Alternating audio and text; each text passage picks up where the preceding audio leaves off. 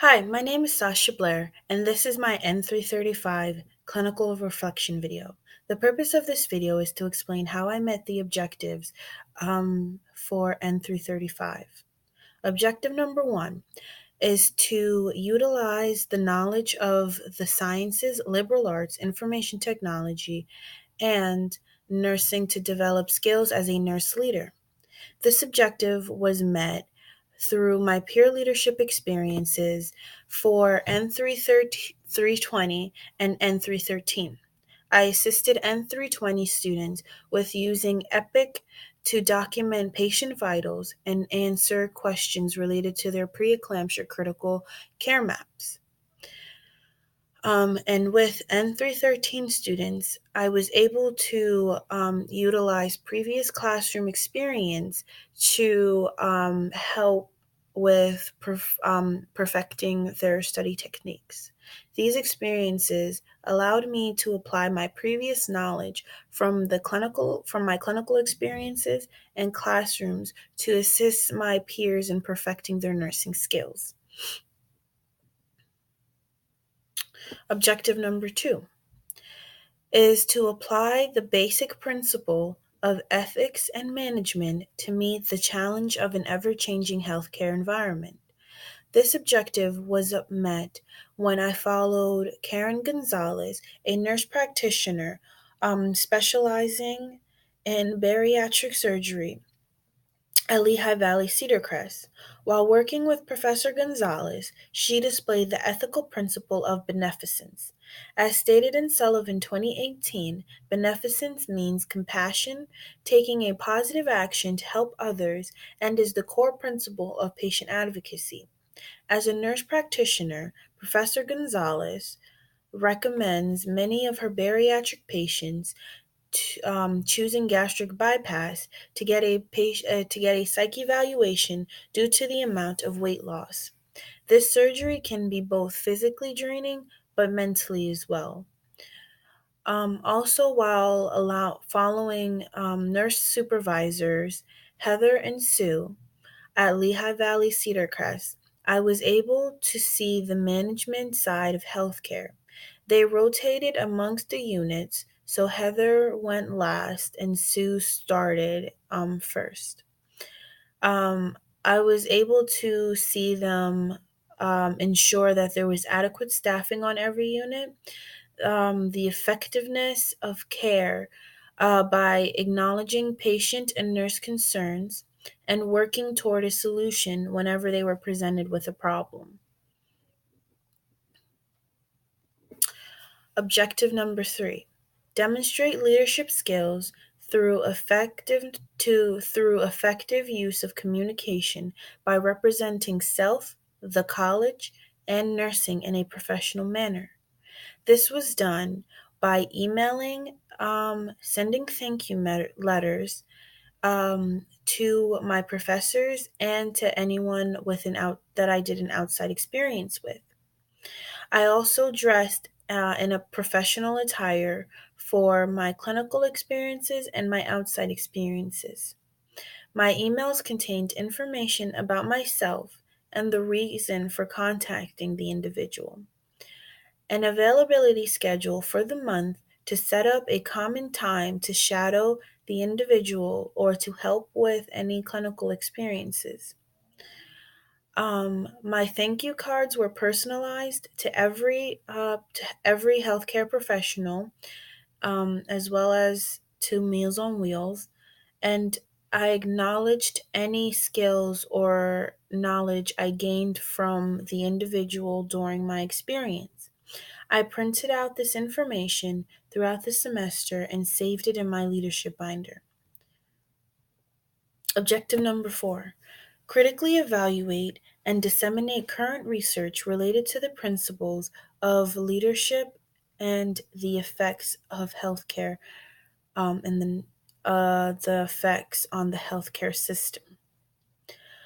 This objective, I found two articles called Influencers of Ethical Beliefs, The Impact on Moral Distress and Conscientious Objection. So this article talked about the nursing shortage and whether nurses should be able to use conscientious objection to refuse to care for patients. Um, After reading this article, I recognized that it followed justice and veracity, the ethical principles, because with justice, as stated by Sullivan 2018, um, nurses should be treating patients fairly and providing equal care to all.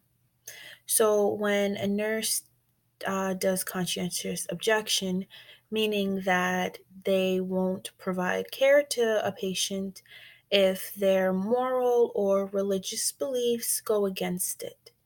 So a nurse would be refusing care to patients because of those reasons. So that's why justice would be violated with conscientious objection. And then for veracity, a nurse must be honest with her healthcare manager as well as her patients as to why her care may not be adequate or why she may feel she cannot provide care to patients. Um, because in this way, a nurse must be able to um, make sure that everyone is getting treated properly and that a patient can get the proper help they need. And this article talks a lot about that and the importance of why nurses must go to their nurse managers or to their or to another nurse to request assistance when caring for patients that violate their moral or religious values.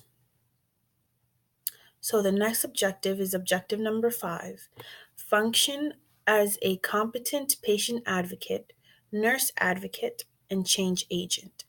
This objective was accomplished by attending the Capitol Hill Day in Harrisburg and assisting my community when doing blood pressures at the Rodell Aquatic Center and assisting with Meals on Wheels.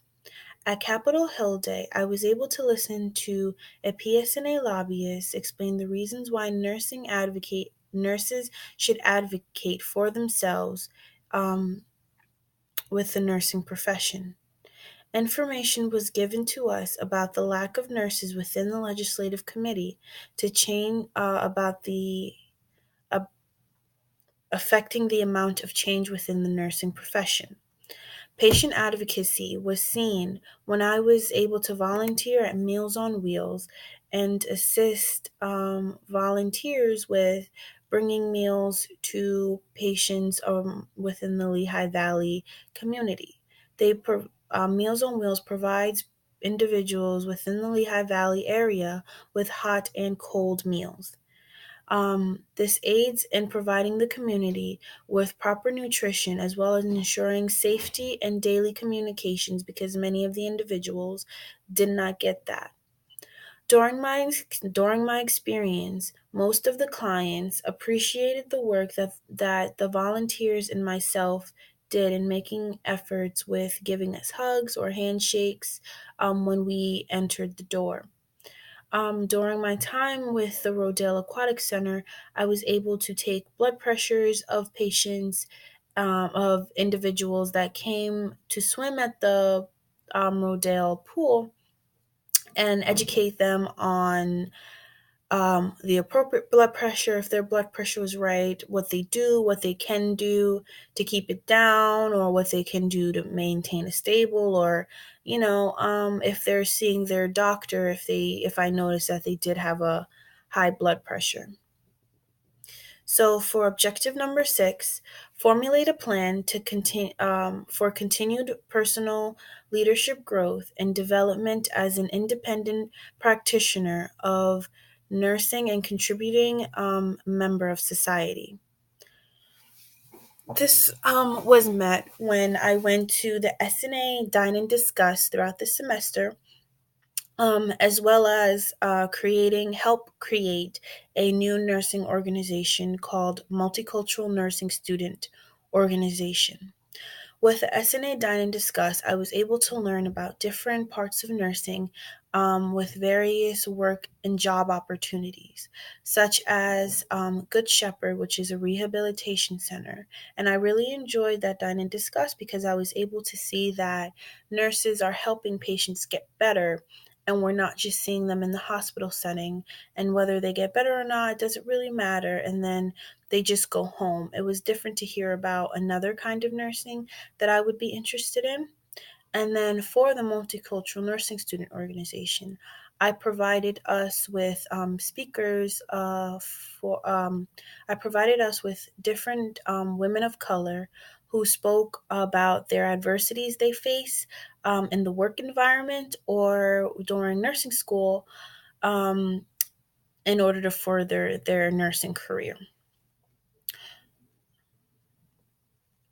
Objective number 7, recognize the role of the nurse in policy making related to healthcare services at local, state, national, and global levels.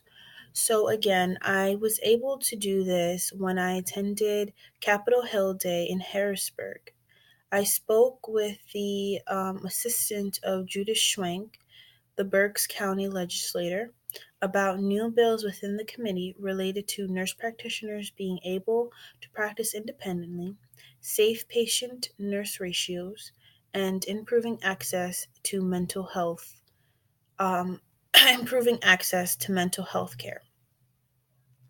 I was also able to speak with the assistant um, the assistant legislator about multiple things that I feel that nurses face of whether if they're gonna force nurses to basically graduate with a bachelor's degree in nursing and having that be the lowest standards and not an associate's or diploma anymore in the state of Pennsylvania. I learned a lot during my Capitol Hill Day, and there is a lot of change that has to come to nursing, and I'm very interested to continue to stay involved within the legislative community to learn about different things that have to happen for nurses to grow as a profession. Objective number 9. So, with this objective, it states predict and describe potential ethical dilemmas within the clinical, organizational, and professional nurse practice. Provision 6 is the one I chose, and the ANA Code of Ethics states Provision 6, the nurse, through individual, collective effort, establishes, maintains, improves the ethical environment of the work setting and conditions of employment that are conducive to safe, quality healthcare. So during my time with the nursing supervisors, I experienced during my nursing supervisor experience. The nursing supervisors would answer call bells and answer questions that the patients had or assist patients with any basic care needs that they could provide that was within their job description. So that would be helping a patient to the bathroom or handing the patient the remote, or if the patient needed pain medication, the nursing supervisor would get the patient's nurse and let her know so that the patient can get adequate care.